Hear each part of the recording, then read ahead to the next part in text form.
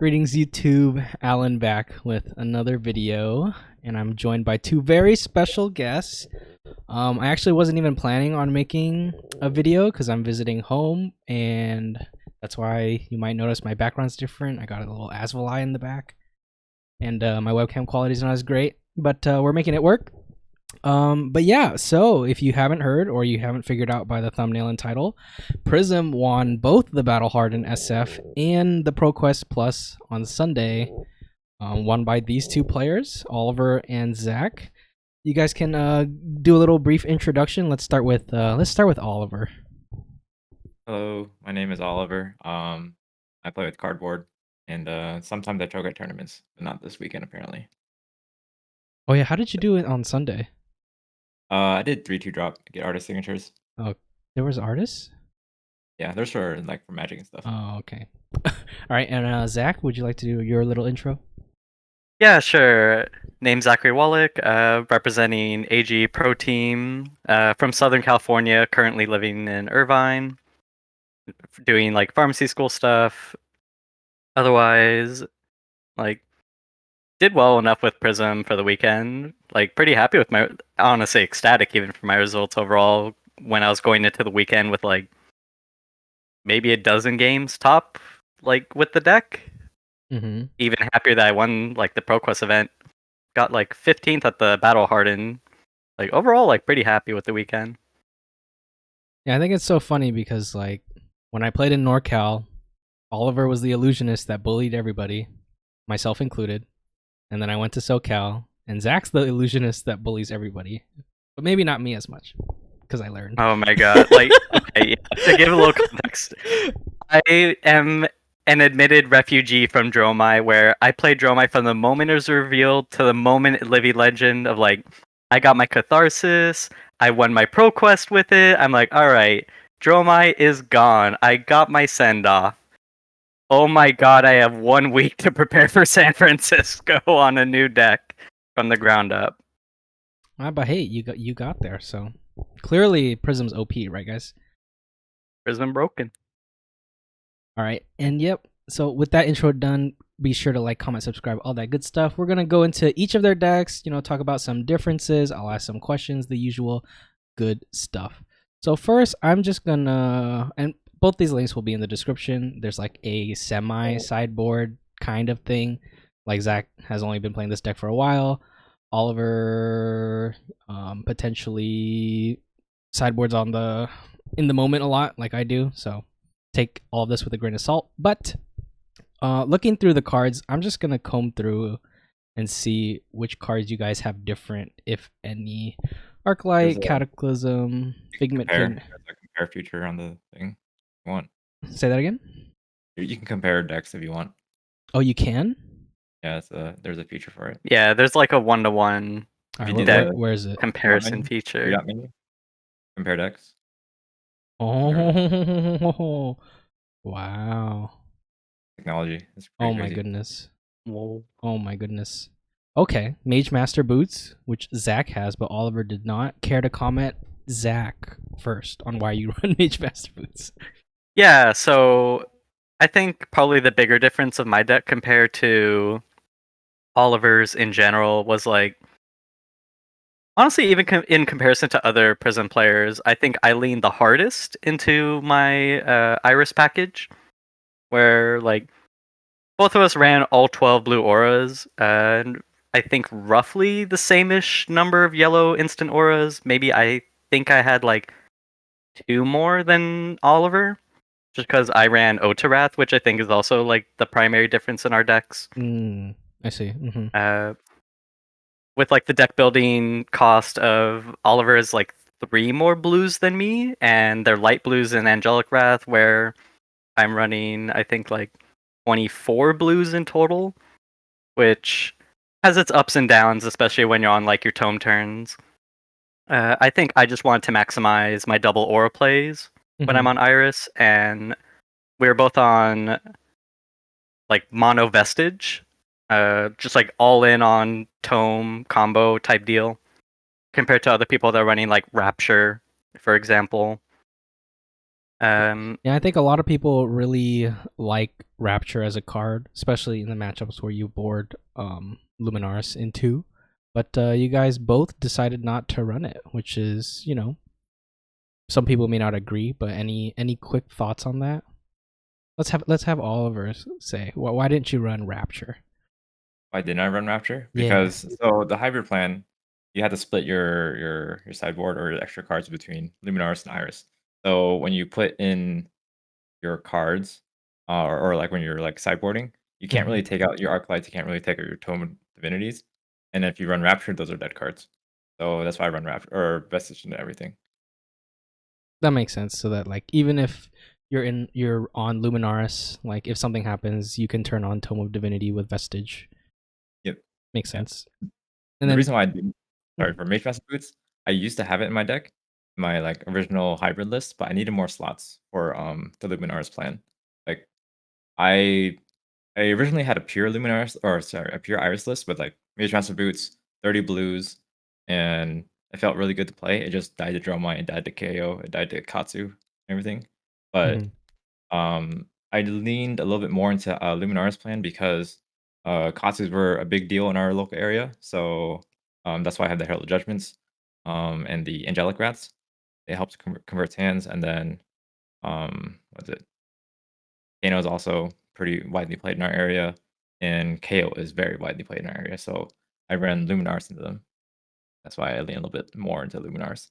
I've like gone through iteration or this hybrid iteration a lot, and I've I swapped between hybrid, pure iris, hybrid, pure iris.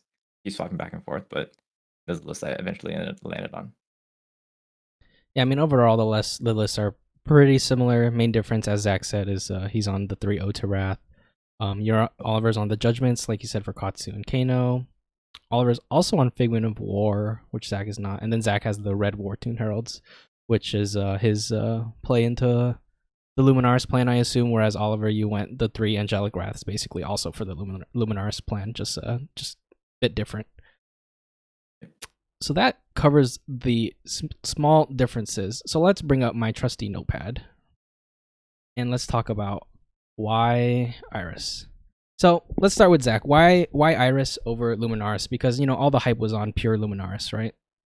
So what? Yeah, going into this format, I know a lot of people are hyping up Monolag, especially towards the end of right before Draw My Living Legend, where it was starting to finally like start get bigger event results. Like everyone was talking about Rhea Adams at Pro Tour LA with like her results, her list. Um, Obviously Vespa from Calling Phuket like put up like solid results on Monolag. Mhm. Like it was something people were starting to get more scared of. Like, oh my god, I'm going to get ALS looped. What am I gonna do? Uh, but when I was looking at the potential format going into, all right, post Dromai, what are people going to do with that sideboard space that like they originally dedicated to Dromai? Well, like the obvious answer is just it's going to be converted into Prism Hate. But once you're on Prism Hate, it's like stuff like the ALS loop just gets significantly worse. And in my opinion at least, like looking into the deck and the format, your matchups where you're relying on the loop to win for the most part, once they tech to not get looped, I wasn't sure how you win into that with monolag. Mhm. Like using one of my common matchups on the weekend, like Victor. Every Victor over the weekend presented time skippers and bounce of justice into me. And if I was on monolag, I literally have no clue how you're supposed to win into that. Like that just seems unwinnable or untenable on monolag. Meanwhile, once you're on Iris, uh, it just kind of steamrolls over them anyways, even if they're kind of like lightly teched in that way. And with Iris, I also had the benefit of people expecting monolag, and then I would flip over Iris, and now suddenly their 7 power poppers that they would try and sight in, or their 6 power poppers they try and sight in, are suddenly like kind of useless. Like I had a lot of people that would just like end up blocking, like for example, passing Mirage has like 5 or 6 Shimmers counters coming in. They would block with their Fiandal's Fighting Spirit they finally drew, and it's just kind of a worthless 2 block at that point. That kind of worked in my favor. Yeah, that makes a lot of sense. Do you have anything to add to that, Oliver, about either, potential Prism hate that's bad into Iris but good into lag, or your reason for playing Iris? Because, you also analyze the meta, I assume. I didn't think at all. I just like playing Iris, and it has more cold foil, so that's the only reason why I'm running it right now. Yeah, I knew the answer to that. I just wanted you to say it. Yeah. Shimmers, Yeah. you don't run Shimmers in lag, right? I don't think so. I run Shimmers. Oh, in mono lag, I mean.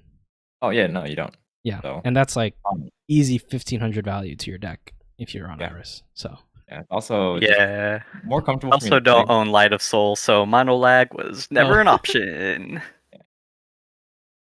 But yeah, do you have any other tech cards that you see people play into you when they think you're lag, Oliver, but you're actually Iris? I'm not sure there's much else really. It's I mainly don't just think like so. the 2 action point things and 7 poppers. Like 7 poppers are so bad Yeah, into Iris. Yeah, I also don't really like the Luminaris game plan. It's just like, oh, you just get blown out by poppers, and sometimes you just feel like you have a doomed matchup because you just can't connect with anything. So, I've been playing Prism for a very long time, and I really enjoy playing auras and playing permanents on the board. So, yeah, that's why I stuck with Iris. It's just like nostalgia. Yep. Good old times. One thing I wanted to ask, is this somewhat similar to how Dromai ended up with Big Dragon / Redline? Obviously 2 different weapons, 2 different playstyles. But when I think about Dromai and how a lot of players were either, more on the Big Dragon side, they, at least pre-tome, they had more blues, they played bigger dragons, obviously, and the Redline decks just is more similar, I guess, to Herald Prism. Is that like a similar vibe you guys are getting, or is it pretty different because of, I don't know, illusionist things? If I start, then I think it's a little different in terms of like it feels like Prism is significantly harder to pilot compared to Dromai in that respect in both builds. Mm-hmm. Where with Redline Dromai, it's like it felt like kind of anyone could pick up the deck of like, all right, you're just throwing damage at people. Yeah, 4 go again, 4 go Where again. 4 go again, 4 go again. All right, here's head jab, but my head jab stays on board for next turn to head jab again. Meanwhile, with like monolag compared to switchboard, you can't really quite do so many straightforward or play as straightforward with a monolag deck. Like Mm-hmm. if you're playing into Guardian, you can't just throw attacks at face and pray you get there. Like you have to have a game plan. Similar with any other grindy matchup. Even your aggro matchups, just because like I think like half the deck doesn't block, and then you're still playing a bunch of like block 2s as well. If you're playing like the blue auras, like you have to play the deck so much more adeptly. Mm-hmm. Not to say that Redline Dromai was like necessarily brain dead or required no skill. Like that deck still needed thought, but it's like, in my opinion, Redline was a deck that people could pick up more easily compared to trying to pick up Prism. Yep, that makes sense. I'm actually going to try and lower something really quick. Actually, I don't know how to do it. All right, anyways. Oliver, any thoughts on that? I think you know my opinions on Redline Dromai. It's just like, for me, it's just what deck do I like to play more, Mm-hmm. and what deck do I end up liking more. I don't really think about the meta too much because I don't really care about the meta.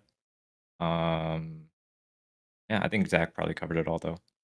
Like Redline is easy to pick up. Big Dragon Dromai is takes a little bit more finesse to pilot because you depend more on your dragons, which gets blown up by poppers, and you need to figure out how to get around that. So Makes sense. Makes sense.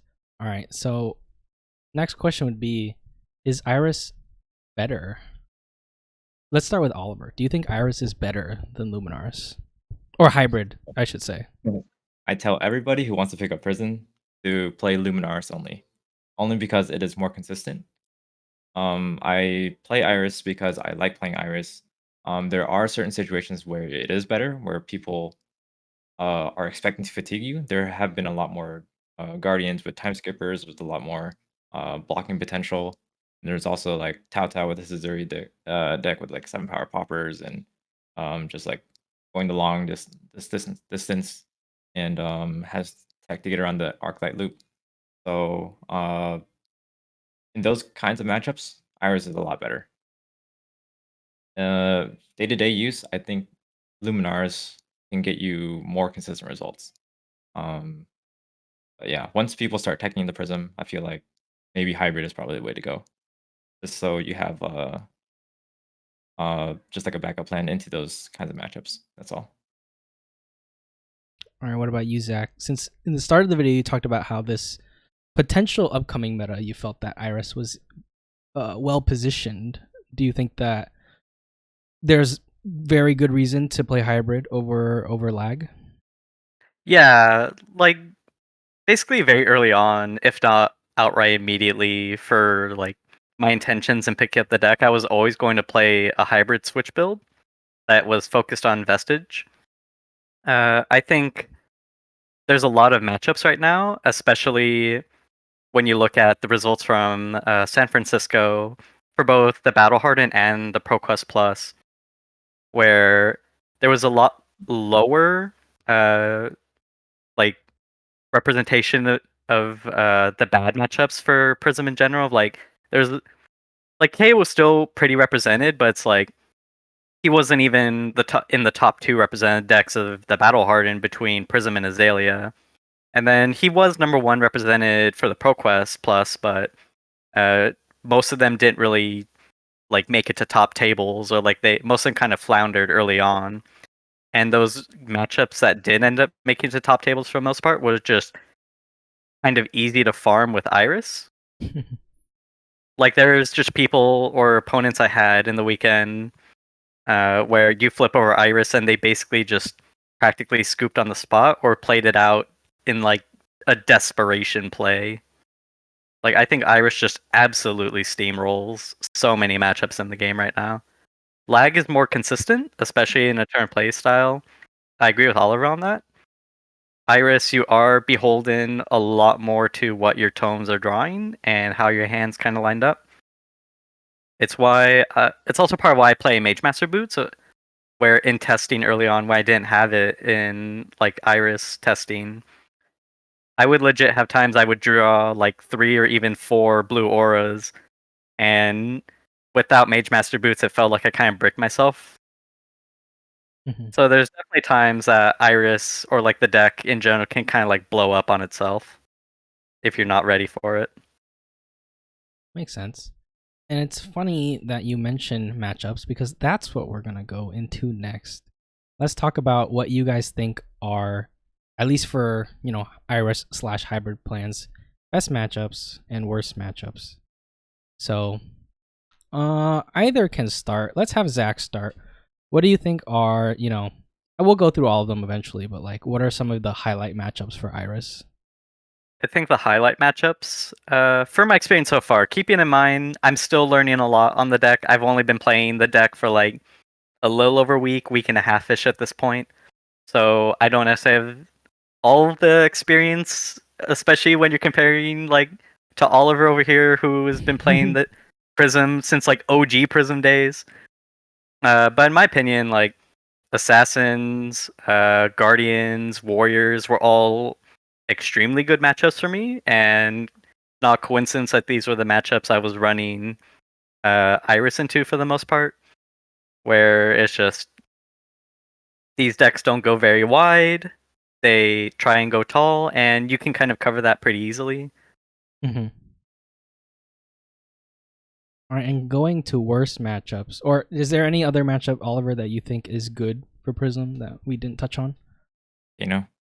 Okay, no, that's right. Yeah, That one's the of the course. free low. No, especially for Iris. Oh my goodness. But yeah, I what mean, about Luminaris. what about even Luminaris? You said Iris is really good for Luminaris. I mean, isn't it good for both? No. Not particularly. Luminaris kind of does a lot compared Oh, to Iris into Kana. Yeah, I would agree there. yeah, I guess because he that's needs fair. figments.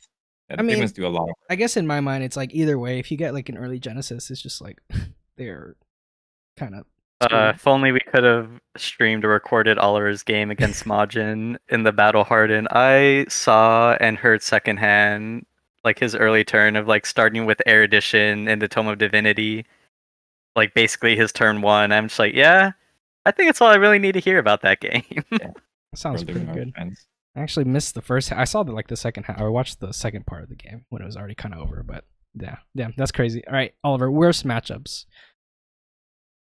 So Are you gonna be listening a lot? okay, this is gonna be really mean. But Really mean? Yeah, my best matchups are bad players. My worst Oh, matchups you're right. Yo, super based bad players. So I'm not trying to like say that people are bad. It's just that sometimes people just don't know what No, Prism does. say it with your chest, Oliver. But yeah, there's still a lot of people that don't know what Prism does. So I feel like when she gets more limelight, a lot of people will figure out like, oh, you can ignore auras because Prism only has 32 life. Like what? I've duly taught Alan. Just hit face. Yeah, just hit face with Bravo. Like I went 1 in 5 into you at PTLA, right? Yeah. So I personally think the worst matchups are we talking about just Iris or the deck as a whole? Like hybrid / Iris as a whole. Like when you have a Yeah. worse Herald plan, like that same line of thought. Yeah. Personally, I feel like Bravo's a bad matchup. Kasai is a bad matchup. KO's a bad matchup. And sometimes Katsu can be a bad matchup. Just like they can just high roll you and you just die. Like anything that has like really good high roll potential. Dash is also a really tough matchup because they have a lot of poppers and they can go pretty fast. Boost. Yeah. Dash or Dash IO, yeah. Tyler was thinking like if he was able to beat that Victor, then he probably would have crushed me in that finals of the Battle Hardened. Yeah, I probably expected the same. So I know you put Bravo because you recently like lost those games into me. But let's be real, nobody plays Bravo, so we can just remove it from there. You're right, Alan. When Betsy topped the Battle Hardened, but Bravo couldn't even show up. What do you? Hey, I was close. I got fatigued. What can I do? Anyways, you got 14th. You were right above me. I saw. Oh, right. Bolton's a bad matchup too. Sorry. Oh, Bolton. That's right. Bolton's a terrible matchup. Bolton, terrible matchup. Can I bold? No, I can't bold. Awful. Bolton. All right, and then everything else is either kind of low representation or kind of middling. Azalea. Like, how do you guys feel about Azalea? It's tough. Like Azalea can brick sometimes, but she can be very aggressive. So if she's just drawing hot, then yeah, it can be quite tough. I think people are underestimating her, but she does have the tools to just aggro down Prism. Inertia is very good. Merkmount Grapnel is very good. And those are like the two things that really hurt you because you as a Iris Prism, you're really wanting to set up. And playing off of like 4-card hands is really trash. Okay, I'm surprised why you say that Kasai is a tough matchup though, because isn't she kind of just like less damage than even Hatchet Dory? She actually goes pretty fast with like Outland Skirmish and Spoils of War and stuff. Yeah, but more people are dropping the Outlands and they're going for the good old gold, you know. Yeah, the calling list, yeah, because the game is like slowed down a bit, especially with Dromai gone. Well, now that Prism's back up, maybe they speed up again, but I don't know. But yeah. Yeah, I don't know. For my personal testing, like Kasai has been like pretty tough matchup for me, just because like they have a lot of armor. They have if they just go face, they just push through a lot of damage. Their copper generation for the blood on our hands is very good. So if you don't have like the arc light for the blood on our hands, you're kind of like dead. Okay. And where does Brute land into all of this? Because obviously we haven't talked about KO yet. Zach, where would you put him? Best, tough, worst, or absolutely awful? I would put pretty tough. Pretty tough. I think a lot of it, for my perspective at least, comes down to me being still pretty inexperienced in the matchup, where I faced 4 KOs across the weekend, lost into 3 of them, and then won the only time it mattered. Hey, but we take those. Like I feel like I'm still learning a lot to like get it up to a more manageable matchup, in my opinion. Mm-hmm. Definitely feels like it comes down a little too hard to die rolls at times. Shout out to Austin Kim for I faced him in the Battle Harden, and I get my like usual setup of like, all right, flip Soraya, have ALS on board, let's see what we can do. He starts rolling scabs finally in the game. He hits a 5. I hit gamblers. He rolls a 5 again. Good talk. And then he decides the entire rest of the game to hit scabs every single turn. Just like there's no reason not to at that point. And he never rolled below a 5 for the entire rest of the game, and he didn't need to touch his gamblers once. That's But pretty good. that came back. Karma came back to him against Oliver, if I remember correctly. Yeah. In round 7, he played me for our winning, and he rolled. So I had ALS Raya, like the same setup as you. He rolled a 1, gamblers into 1. And then my turn, I had Genesis, trigger Genesis, attack with Soraya, resolve second ALS, go back to his turn, he rolls another 1. So, yeah, and luck evens out. That's Skill just difference. classic brute gaming. You live by the die roll.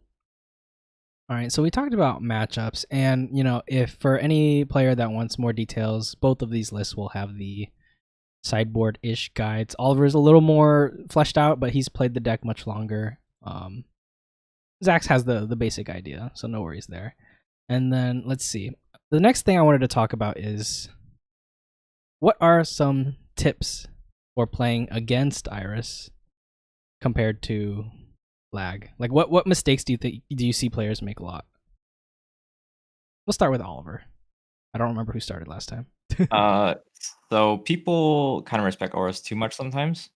There are a lot of auras you can ignore in Iris. So like Passing Mirage is kind of whatever. Fierce Reality is kind of whatever. Passing Mirage, like as the first time you attack with a special or with a aura, it eats up the Passing Mirage. So your Herald will have Phantasm when you attack with it. After you attack with your auras, obviously. Fierce Reality, you're not really going to be throwing a lot of auras or heralds at them, so that one is mostly safe to ignore. Merciful, you can probably ignore most of the time unless they have like a Genesis on board or something. Merciful, attacking into Merciful can sometimes allow them to pop off with Tome of Divinity. If there's a lot of like shield generation, then Merciful can be very strong. But yeah, there are a lot of auras that you can ignore and just go face. The thing about Iris is that it's not like the old Luminars where you can just have one card in hand and attack for 12. You need to have cards in your hand to actually like, do a significant amount of damage. So the more cards you can strip out of Iris's hand or Iris Prism's hand, the less damage they can deal back, the less they can set up. So yeah, being very aggressive is usually the way to win. And then I guess for what do you feel about Ode? Because I know Zach's deck's on Ode, but so that does kind of give Passing and Pierce a little bit more relevance because you can actually play a Herald and it'll have go again. Yeah. But yeah, I have found Ode to be a lot win more. A lot of hold on, how do I do this? How do I phrase this? it's a win more I card. found it to be win more. Yeah. Yeah. Use less words. That's the trick. Yeah. It does make your heralds like more relevant, but it's still quite costly to set up. If if they have a Pierce, a Passing, and an Ode on the board, and they are not dead, or like close to dead, you might be doing something wrong. All right. That's interesting because from my perspective, across the weekend, at least from my experience, Ode I think was the best card in the entire deck. Like if there is one card that won me more games than any other, it was Ode. And not even necessarily as a win more. Like funny. I think it was just like a great card. Like everyone forget like people who haven't experienced Ode before, or they didn't experience OG Prism, they read Ode and their mind is blown of like, oh, everything is doing one more to me now. Yeah. But you're on Iris. Okay, this is like okay, I guess. And then you throw the first Herald at them with Go again. They're like, wait a second, something's wrong. It's like extra text. That's crazy. The fact is, the second line of text, and I I'd encourage anyone to watch Oliver's deck tech video he did on his own channel, where he talks a little bit about his yellow and blue counts kind of working for or against him in a hybrid prism. And I found that to be interesting because, in my opinion, Ode actually bridges that super well. Where, because I'm running Ode, like basically all my yellow auras in every matchup aside from Kano, it didn't necessarily matter to me most of the time if I drew the yellow or not. Just because if I had Ode on board, I was kind of safe to like play out all my heralds and be perfectly fine, even with a hand of like basically all blues. Yeah, that's completely fair. Like there are some times when I thought Ode was like one of the best cards in the deck when I was running like two of them. But yeah, over time I just like I haven't been able to find the space to play it against aggro decks. I haven't been able to find the space to play it against like uh more of the slower decks because it just feels like a win more card in the slower decks. And then I don't have space for the faster decks obviously because they're just rushing my face down. So that's why I cut it. Yeah. In the times when it does work, it is quite amazing. Yeah, in my top 8 game against a KO, I had 6 Spectral Shields on board, and I had Ode out already. They came in with like a Wild Ride at me for like 8 go again off like their Blood Rush turn, and I just flash in Merciful, dealing 12 to them on the spot. Like, it's just moments like that Ode feels so crazy to me, where it just can like suddenly just boom your opponent out of nowhere. Yeah. The weird thing is like, how did you have 6 special shields against KO? I meant all right, like that game. So I it was managed a win more like, situation, huh? it was Zach? No, I'm what kidding. it was. I wasn't winning. It was my one KO win, and I barely got there. I was lucky to get out the auras I did in terms of like having Genesis and a Haze on board that like kind of amassed a little. Mhm. So I'm you just gonna put that granted you Prism's the art. space to play Ode and make it good, right? So, but yeah, usually when it's alone, I find like Ode is very underwhelming. Yeah, Makes that's just sense. me. Like like you can run the deck however you want. Obviously, I play it how I like. I think the viewers should decide which if Otis deserves to be in the deck or not. Trust the man who's been playing Prism since forever, or the guy who's been playing it for a single week. I mean, You you guys decide. both won on Saturday and Sunday, so it's like, who do you listen to, right? I mean, um, Ode has its merits. I will admit that. Yeah, the reason why I cut it is like I needed the sync belows. Sync below has been performing quite well for me. I thought you hated Reds though. I hate reds, but it's a necessary evil to survive against warriors and Bolton. Yeah, makes Yeah, sense. it's Who's still a funny. warrior. I didn't run Sync Below on Saturday for the Battle Harden. Instead, I had 2 Lost in Thought that I was trying to play around with as like options for the KO matchup. It performed terribly that day, and I was sitting in my hotel, like talking with teammates and friends, like, man, I have these 2 slots on the side now. What do I do for Sunday? Andrew Rudin, like wonderful friend, teammate, longtime Prism enjoyer as well, super blinged out, like Coalfoil Arclight type guy. He says to me, "Play Sync Below." I'm like, maybe I'll think about it. And Oliver doing God's work, posting his deck tech video, like literally not even a The couple night hours of, yeah. after winning the entire event. He's like, "Yeah, I played 2 Sync Below on the side." I'm like, "Huh? Maybe these 2 guys are onto something." Yeah, maybe it's a good card. Who would have Yeah, thought? I ran on Sunday. It felt like pretty nice on the whole. Why not like a that all you got or something, Nah, you need the 4 You defense. need the 4. The 4 Yeah, is good. it like helped me set up a little, like get over some breakpoints, especially in my Azalea matchup that I had on Sunday. Okay. All right. Well, Sync Below is a good card. Run 2 because they both ran 2 and they both won. All right. But yeah, on this topic again for playing against Iris compared to Light, do you have anything else to add, Zach? Or is it just Yeah, that I people think don't really have enough aura knowledge yet about like what to that I respect, do when think to is the go big face? sticking point of like people just don't have that matchup experience in the Prism, or even if they do, I think they can get kind of biased, I guess, towards what they think their opponent is going to do. and so they kind of value auras differently. Like for example, I played against Shin, more commonly known as Nishi, on Dorinthia, and going in, I was expecting Dawnblade, he was expecting Mono Lag, and then I flip over Lag because I was told if it's Dawnblade Prism, flip Lag. And he flips over Decimator Great Axe and Time Skipper's Boots, and it's like, my life just got a lot harder.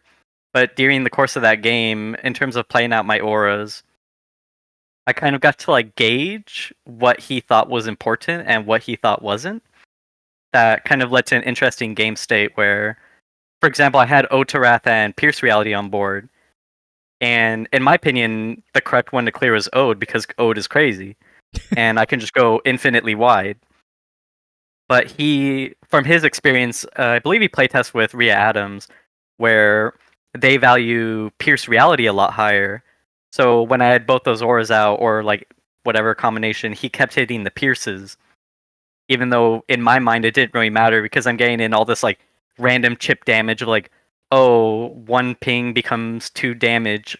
Oh, merciful arcane damage is now dealing 2 to you type deal until it got to the end of the game where he was at 5 health and I had reached a game state where I had like 3 soul left, and I decided to do swing Avalon of Rebirth to put back my Figment of Ravages on top of my deck, move to my turn after he didn't clear Ode, hard cast Ravages to deal 1 arcane to him, becoming 2 with Ode, put him down to 3 life, flip Ravages, swing, banish my last card from Soul, deal another 2 arcane that becomes 3 off Ode for lethal.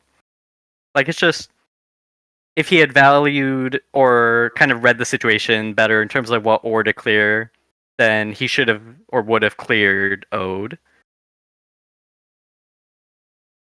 Yeah, I I think think it's just kind of like matchup knowledge like that kind of works against people sometimes, where they think they know what ore to clear, but didn't quite read the game state or matchup yeah, to use in my that game correctly. to use my favorite Flesh and Blood term, heuristic. They just followed the, Pierce is one of the most important auras, or one of the best auras when it comes to lag, because you're just getting 2 value every turn. But I think when you're talking about Shin's situation, it's like, because he's on Decimator, the game's going to go very long. And realistically, he shouldn't deck unless you manage to get some crazy board. So in a sense, he could just overblock the Pierce, whereas the Ode is kind of like chipping over time and potentially letting you go even wider. So I see your point there. But yeah, I definitely think a lot of players will default to, oh, this Pierce is getting, 2 value every turn. I should get rid of it, or else, I might have to overblock, or the erudition might come in. So it's a lot of little things that are tough for sure. Yeah, even in the Iris matchup where it's like, oh, they see Genesis, they must clear Genesis, like in their general heuristics. Meanwhile, my Shimmers on board is like getting its like 5th or 6th counter in a row that they're just like kind of ignoring. Like it's kind of taking those moments to like judge, can you let this aura stick around a turn versus one that's going to generate way more value over the course of the 5 turns you're ignoring it. Yeah, I think that's another one that I realized recently too, is that I think when I play against the new Iris Prism, or not new, but like Iris Prism compared to like the old OG Luminaris Prism, I feel like the OG Luminaris Prism Shimmers wasn't ever really that crazy. Like, it was really good, but it was basically just kind of like +1 every turn, and you're already swinging for like 11 ping, ping, ping, ping, ping, ping every single turn. So it didn't feel that crazy.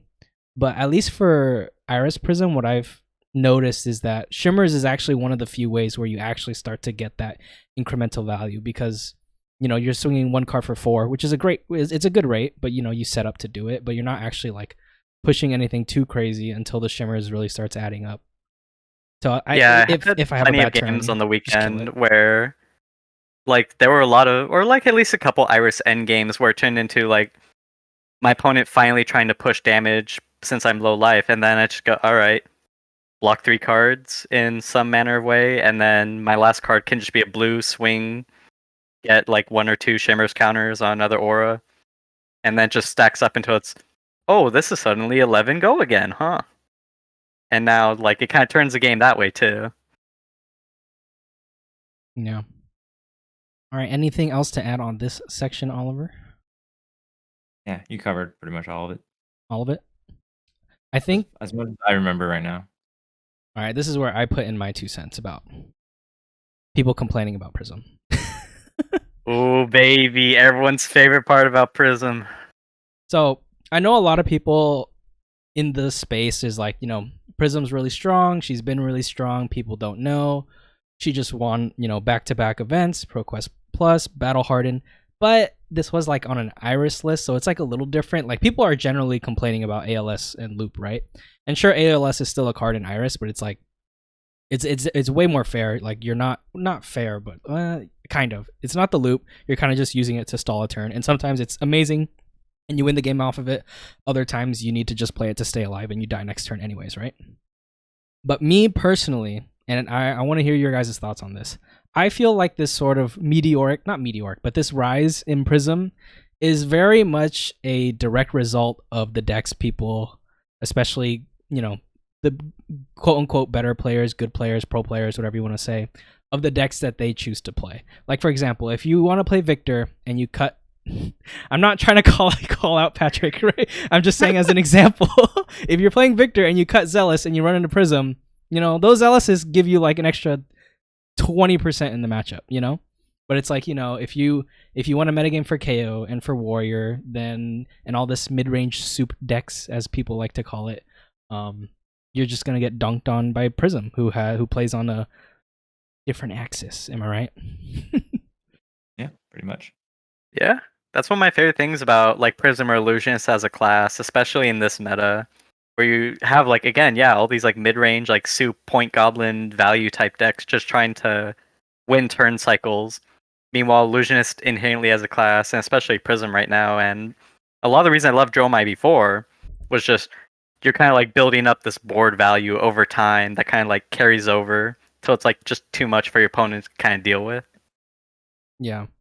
I will say I do think there's one caveat that I think maybe is a fair complaint, is that in the past, generally, if you want to beat Prism, you can be a very aggressive deck, right?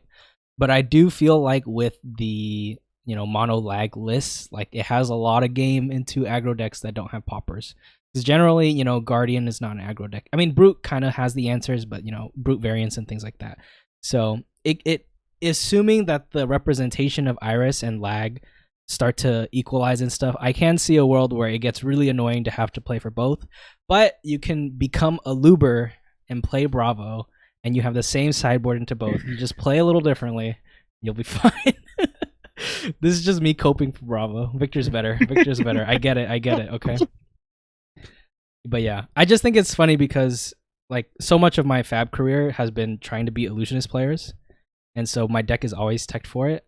So when Illusionist does rise up, I'm not as angry, I guess. But I feel like if I want to do better at big events, I should tech for like, the KOs and the Warriors, which are generally what I'm going to see. But I just hate losing to Illusionist, so I'm going to put what I think is necessary. Plus, it's fun beating Illusionist. Yeah. All right. What do you guys think about Prism's tier rating? Give me a nice tier rating for Prism. SAB. What do you think in this upcoming meta? I mean, the meta's only going to last 2 more weeks, right, for ProQuest, but where do you think she falls right now? Let's start with Oliver. I hate tier lists. All right, Zach. Personally, every hero should be A because it's an open meta. S tier is reserved for good gem pairings. Every hero is A. Gem luck is S. All right, what about you, Zach?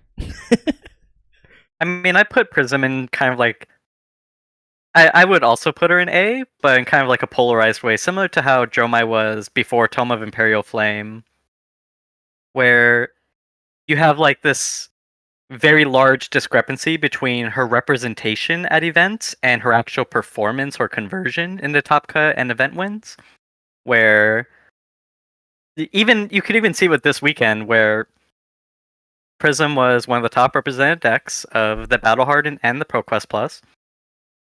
And Only she won one both. Prism. only one Prism made top 8 of each, and Prism won.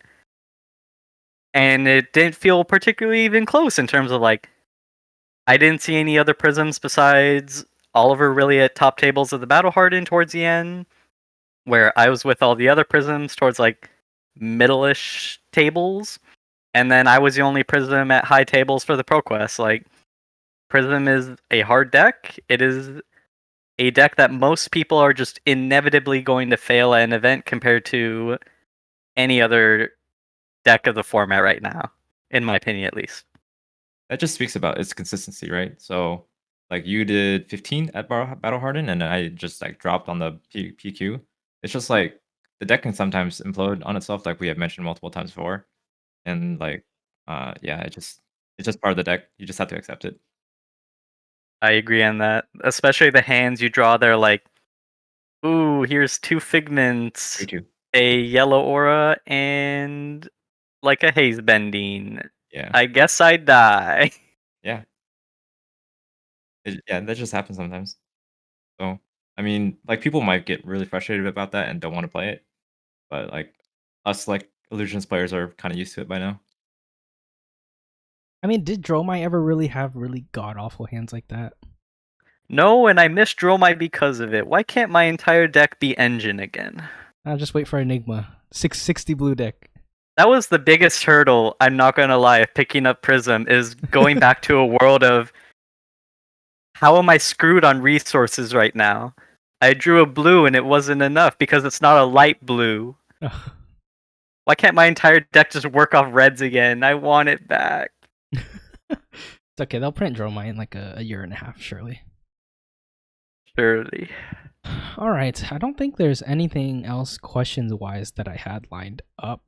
Are there any other little things that maybe I might have missed that you guys can think of, or no? Unbiased opinion, Spectra is a good mechanic. Oh, let's go. Oh, Ooh. Spectra is a good mechanic. You know what? After playing against it for 3 years, I will say I'm used to it now. I love Spectra as like I think it's the most flavorful mechanic of the game. Like definitely biggest flavor win. It's just mechanically a lot of people hate it. Yeah, not I every like to abuse Spectra.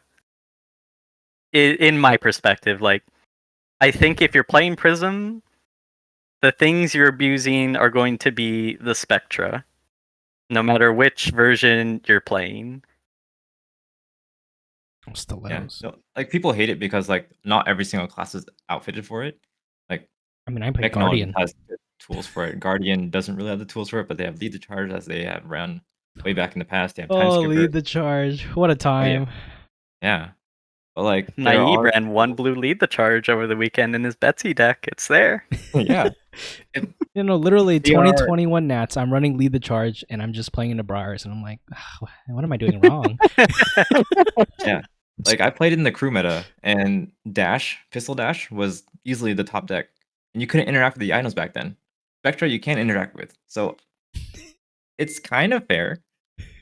It's just hard to deal with sometimes if they okay.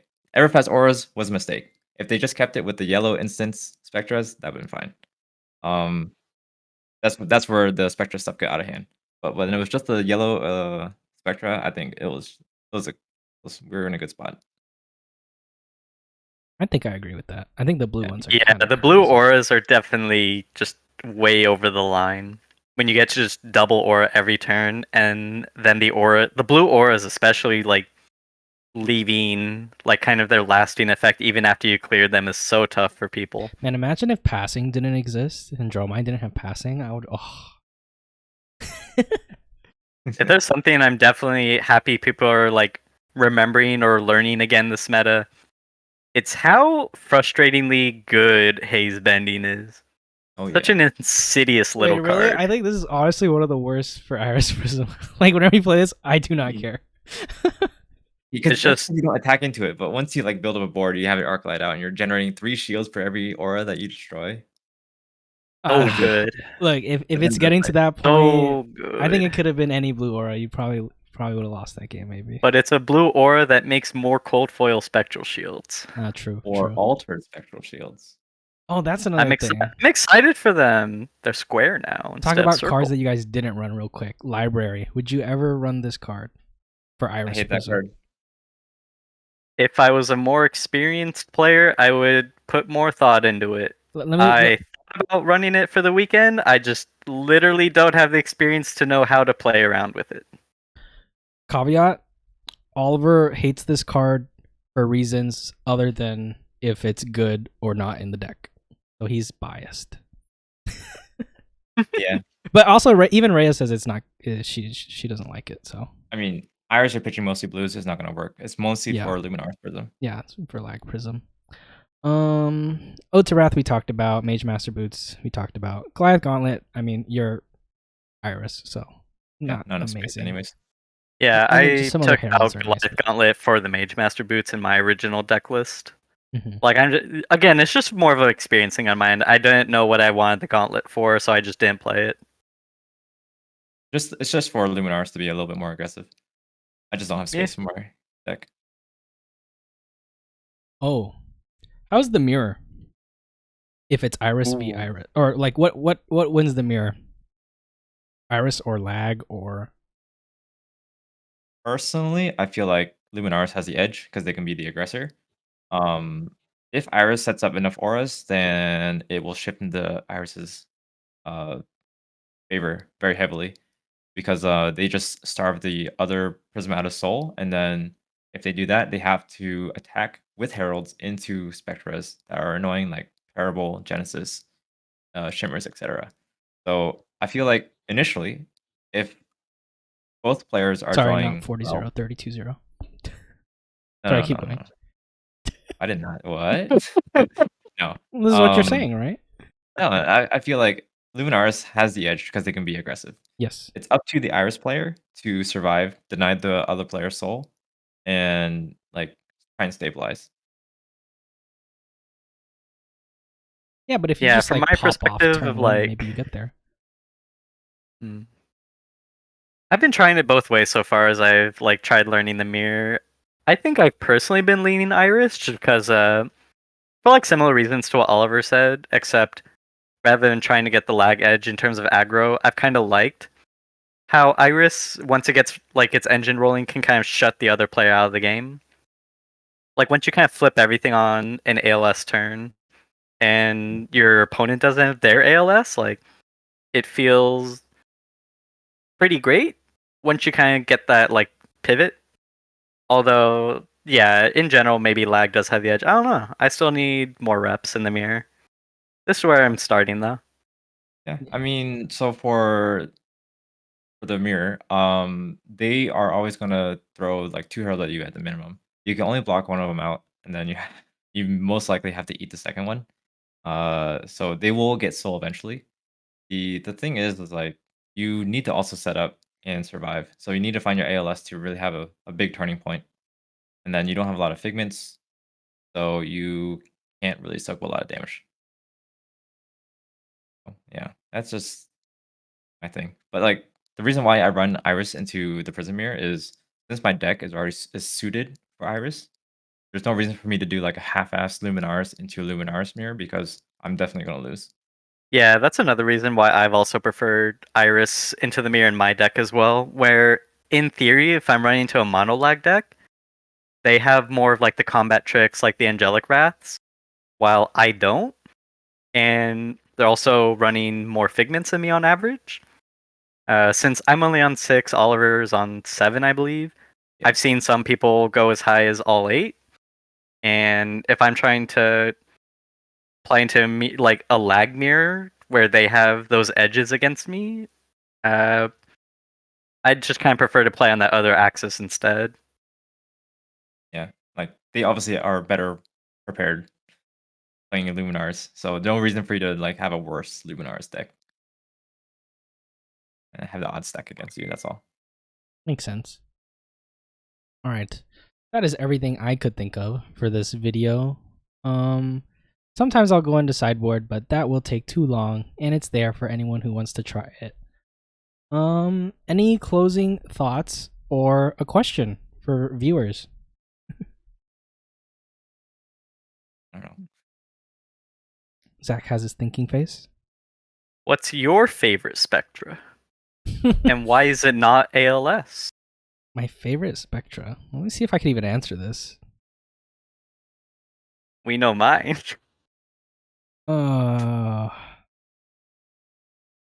Wait, we do? What's yours? Wait. I love Ode. It's Ode is Ode. my That's best right, it's Ode. friend. Wow, it's like you weren't even listening, Alan. Come on. No, I got there. It just took me a second. I was like, wait, we were talking about haze bending, but then I remembered Ode. I think mine would probably be Merciful. Just because so many times I hit this thing and then Oliver would play Tome and I would just get so angry. Remember that one time I haloed and then I triple tomed you? I haloed into my second tome and then I drew into my third tome and you were playing Starvo. Oh man. Those are the times. I've played against your Prism too many a bajillion times. That's probably you've probably triple tomed me more than any other player. Or I've probably been triple tomed more than any other player. You're welcome. Right. Thank you. All right, yeah. For all you in the comments, what's your favorite Spectra? No mean comments. Only true answers. All right, but yep, I think that is all for this video. Thank you guys so much for coming on and giving me your time. Yep, I don't really have a closing, so I'm just gonna stop the video now.